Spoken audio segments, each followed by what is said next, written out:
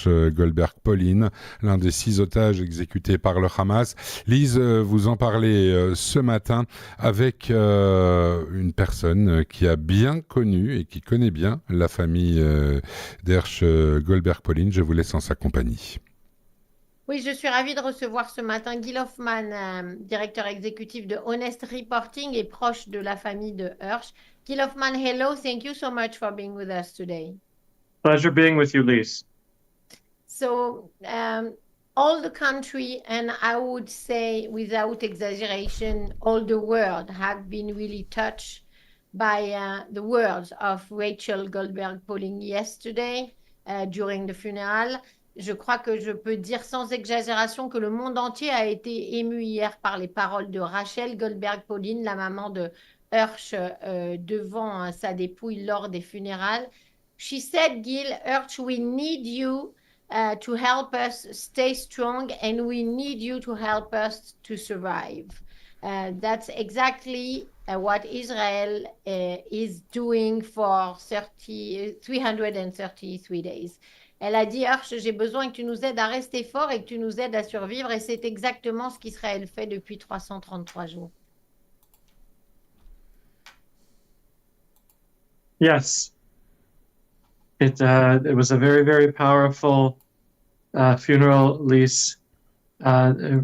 Rachel and John, who I've known for many years, really showed the world the love of parents for a child in a way that I think is very important for the world to understand what Israel is going through. Because there's a war going on, and when there's a war, people think of the army, and they think of Israel as an aggressor. They think of the Palestinians as victims. There, they think of them as people, instead of seeing the Hamas terrorists. And so Rachel and John have enabled people around the world to understand what Israel is going through. And in that regard, Hersch is the Anne Frank of this war. Alors oui, c'est vrai, c'était vraiment un enterrement très puissant. Rachel et Jonathan ont vraiment montré qu'est-ce que c'était l'amour parental pour son enfant. Et de ce côté-là, ils ont sans doute aidé le monde à comprendre ce qu'Israël vit parce que le monde continue de tourner et l'armée israélienne peut être considérée par certains comme une armée agressive et les Palestiniens comme des victimes. Et tous ces gens ne voient pas qu'au contraire, ce sont les terroristes qui sont les agresseurs. Et donc, grâce à cette personnalisation de Rachel, on comprend mieux ce qu'Israël a vécu. Et je dirais que Hersch est en quelque sorte le Anne Frank de cette guerre. She was also talking about, of course, praying for the liberation of the other, but she marked the spirits of everybody, saying that now you're free, and it's a kind of relief for them. And it's awful to think that people can think that somebody dead is better than somebody hostage. Elle a dit, tu es enfin libre, et on sentait un certain soulagement dans sa voix et on la comprend, mais c'est horrible de penser qu'on en arrive dans un monde où on préfère penser que les gens sont morts plutôt qu'ils soient otages du Hamas. That's true. At least she knows where he is now, and in this very painful chapter in her life is finally ending. She can move on. She doesn't have to go traveling around the world anymore. She could choose to continue to be a voice for all the hostages who remain, and many of whom have continued doing that even after they've gotten their children home, whether alive or not. But at least she now has a place to visit. She has a grave, and it's horrible, but it's understandable.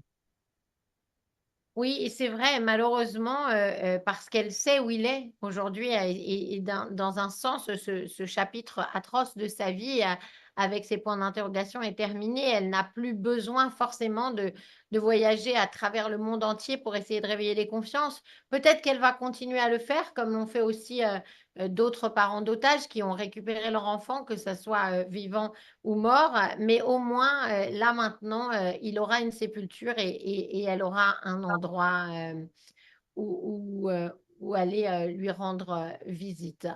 Of course, she said that she was praying that his death will be a turnover in this war. Do you think it can be, Gil Hoffmann? Elle a dit évidemment qu'elle voulait et qu'elle espérait que sa mort soit un tournant dans cette horrible situation dans laquelle se trouve Israël et dans laquelle on est dans cette guerre. Est-ce que vous pensez que c'est possible? Perhaps it could have been if the pain felt by the country led to some kind of agreement. We heard the Prime Minister speak last night, and he's very adamant that he will not give in to the demands of Hamas, which he even gave a stronger response than he has before. So it doesn't look like this is going to be a turning point, at least.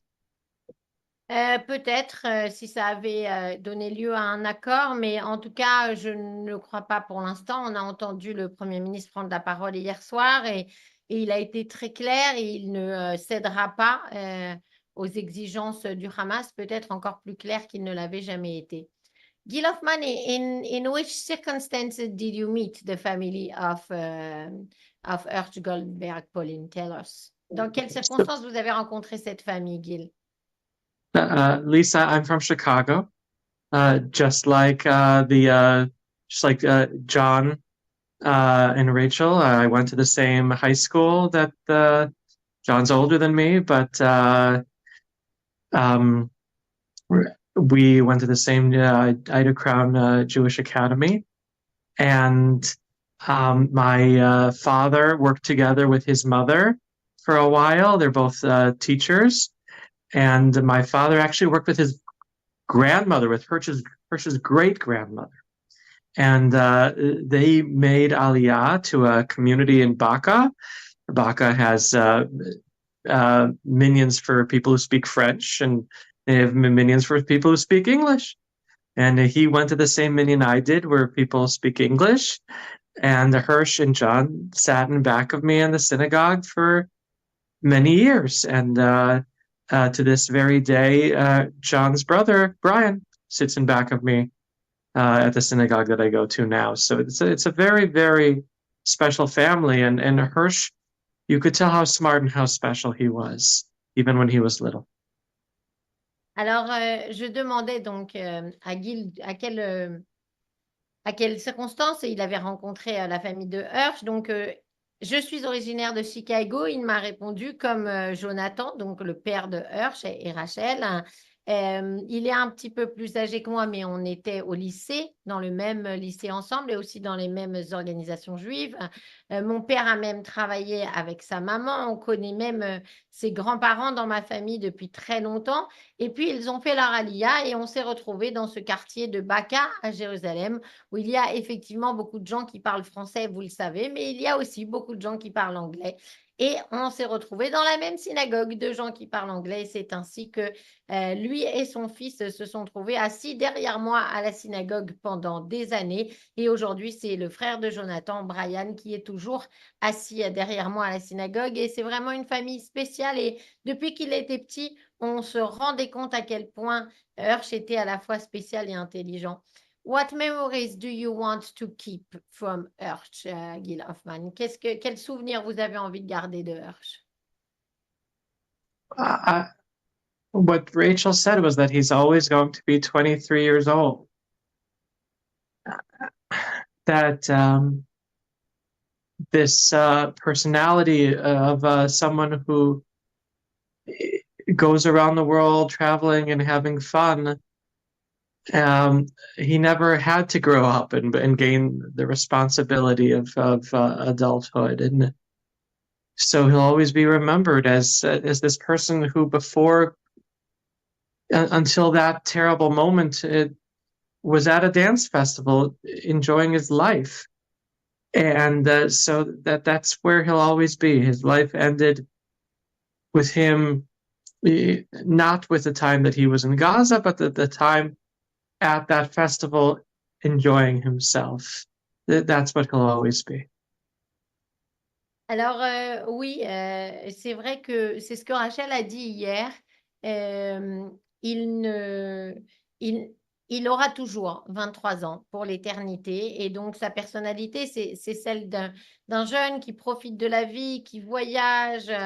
Il n'aura pas eu à grandir et à prendre le sens de la responsabilité qu'on peut avoir plus tard comme un adulte. On le verra toujours comme quelqu'un qui profite de la vie et qui est à un festival de musique.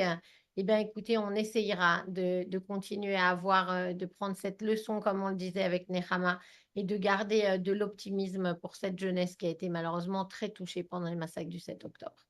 Gil Hoffmann, thank you so much. Directeur exécutif de Honest Reporting, proche de la famille Goldberg Polin, d'avoir été avec nous. Have a nice day. Good luck to all Israeli and to you too. Amen, Lise. Thank you. Merci.